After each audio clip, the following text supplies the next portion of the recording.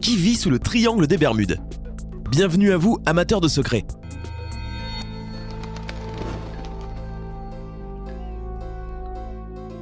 Même ceux qui ne se soucient pas de l'étude des matières techniques et de l'acquisition des connaissances scientifiques savent qu'il existe de nos jours un financement actif pour les programmes spatiaux généraux et spécifiques dans de nombreux pays du monde. En outre, des stratégies sont mises en place à l'international pour explorer l'espace maintenant et dans le futur. Les géants du monde des affaires et du business comme Elon Musk et Jeff Bezos réalisent de très grands investissements dont la valeur atteint des milliards de dollars. Leurs compagnies SpaceX et Blue Origin contribuent de manière incroyable au développement de l'industrie spatiale partout dans le monde. Nous avons en effet une grande curiosité pour l'espace que nous avons découvert jusqu'à présent et dont nous avons parcouru une grande partie. Sauf que des personnes un peu trop enthousiastes sur Terre peuvent parfois oublier que nous savons que peu de choses sur notre habitat, la Terre. La vie sur Terre n'existerait pas sans la présence de l'eau, une réalité connue par tout le monde puisque nous l'avons tous étudié à l'école. Ce composant chimique H2O couvre 71% de notre planète, dont 96% représentent les mers et les océans. En 1937, l'eau fut répartie en 4 océans principaux et 63 mers différentes. Les océans ont parfois intrigué les hommes au point de les pousser à découvrir de nouveaux continents. Or, jusqu'à nos jours, bien que nous vivions aujourd'hui au rythme de l'évolution technologique, la plupart des secrets enfouis dans les fonds marins restent encore méconnus. Nous avons même exploré la face cachée de la Lune beaucoup mieux que les fonds de notre planète. C'est à peine si nous connaissons la plupart des êtres vivants et les phénomènes naturels, ainsi que les formes de vie sous l'eau. Ce n'est un secret pour personne que la vie a débuté dans l'eau il y a des millions d'années de cela et qu'elle a évolué jusqu'à devenir la première espèce d'amphibiens, puis les reptiles, voire même des millions d'espèces aquatiques. De plus, de nombreuses espèces sont restées dans les eaux des mers et des océans, continuant à évoluer de manière indépendante et spécifique.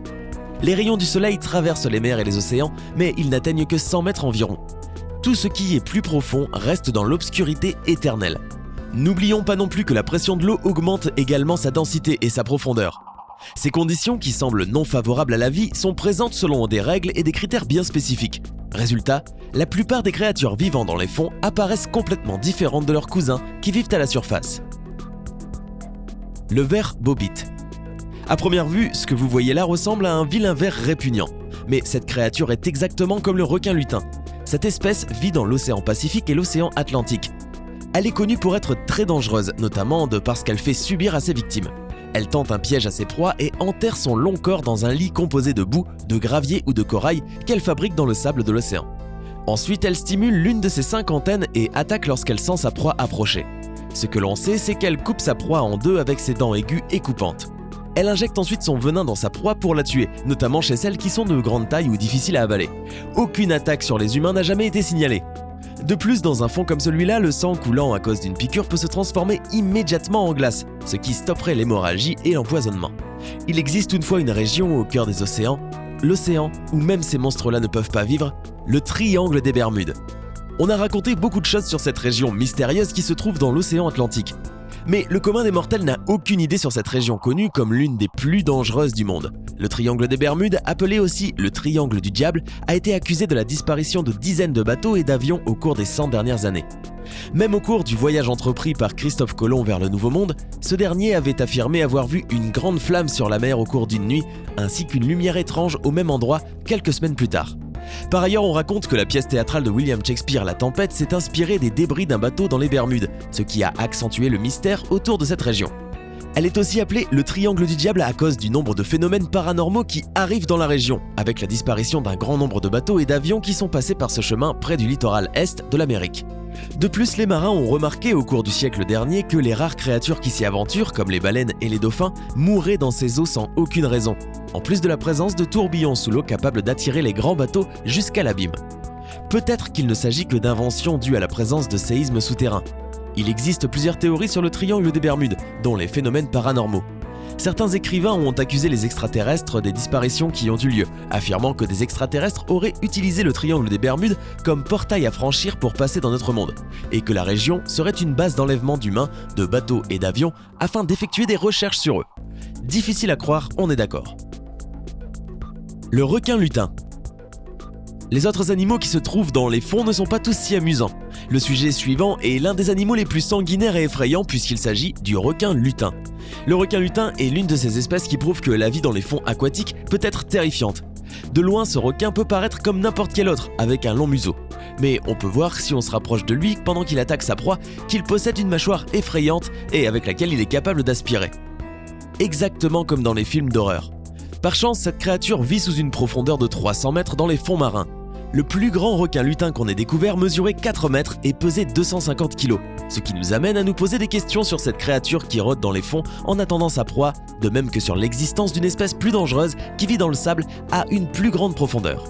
Cette créature-là peut engloutir tout ce qui passe devant elle en quelques secondes, après qu'elle se soit enterrée sous le sable à une profondeur variant de 10 à 14 mètres.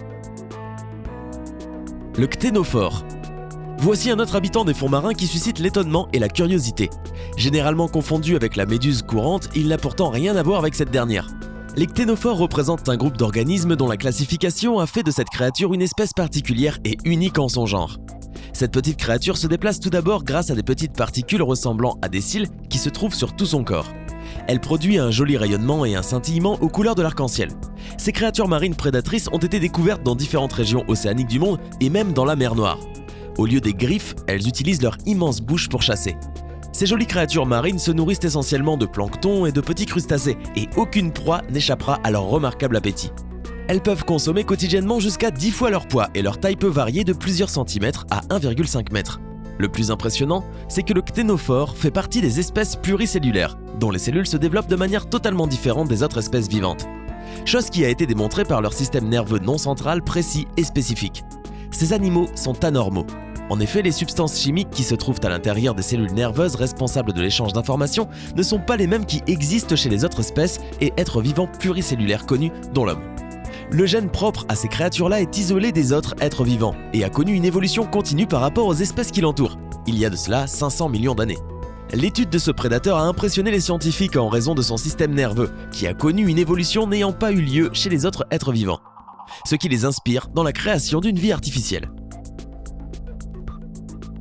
Les poissons revenants. Ces poissons uniques en leur genre vivent dans les fonds marins, notamment dans l'océan Pacifique à une profondeur de 500 mètres. Le simple fait de les regarder ne peut qu'impressionner celui qui voit ces petites créatures fines et transparentes. Elles possèdent directement au-dessus de leur bouche 2 trous que l'on peut prendre pour des yeux, mais ce n'est pas le cas, puisqu'il s'agit à vrai dire du museau du poisson. Sous le chapeau transparent qui représente la tête, vous pouvez voir une sorte de grand tonneau en forme de globe vert. Ce sont les yeux du poisson. Le liquide que l'on peut voir à l'intérieur de la tête permet au poisson de s'approcher de sa proie sans avoir besoin de changer la position de son corps, sa transparence lui permettant de tromper sa proie ainsi que son prédateur. Voici un bon exemple d'espèce qui n'était pas encore connue par la science jusqu'à récemment. La première photo d'un poisson revenant a été prise pour la première fois qu'en 2004. À vrai dire, la tête de ce poisson explose dès qu'on le retire des fonds marins, ce qui rend difficile l'étude de cette créature. Les âmes des esclaves venus d'Afrique. Parmi les théories les plus importantes sur le triangle figure celle selon laquelle ce dernier serait composé d'âmes des esclaves qui ont été jetées par-dessus les bateaux de la marine au cours de leur voyage vers l'Amérique. Dans son livre Healing the Hunted, le docteur Kenneth McCall affirme qu'il est possible d'entendre des bruits bizarres lorsqu'on nage dans ces eaux effrayantes. Effectivement, lors de nombreuses études menées sur le triangle des Bermudes, on trouva des cités humaines et des structures gigantesques sous forme de maisons et de cabanes. La plupart de ces structures-là ont été découvertes à une profondeur de 220 mètres, ce qui est très impressionnant. Les scientifiques canadiens Paulina Zelitsky et son mari Paul affirmèrent aussi que lorsqu'ils menaient des recherches tout près du littoral ouest de Cuba, ils avaient trouvé des structures marines construites de manière régulière et espacées les unes des autres par la même distance, sur une surface s'étendant sur 200 km. D'autre part, l'un des plongeurs a également dévoilé l'existence de tout un complexe au fond de l'océan, composé de granit, dont les structures étaient construites en blocs d'une longueur et d'une forme identiques. Les structures géantes sous la surface de l'eau. D'après les explorateurs des phénomènes paranormaux, il existe une gigantesque pyramide de cristal sous le triangle des Bermudes, au fond de l'océan, qui serait responsable de la destruction des bateaux et des avions. La cité perdue de l'Atlantide. Certaines théories supposent que la cité légendaire se trouvait jadis sur le triangle des Bermudes et que les cristaux magiques qui se trouvaient sur l'Atlantide se trouvent encore dans l'eau et que ce seraient eux qui seraient responsables des ondes à cause de l'immense énergie qu'ils provoquent, chose qui détruirait les avions et les bateaux. Les scientifiques continuent à se poser des questions sur la cause de l'immersion de ces structures architecturales dans les eaux.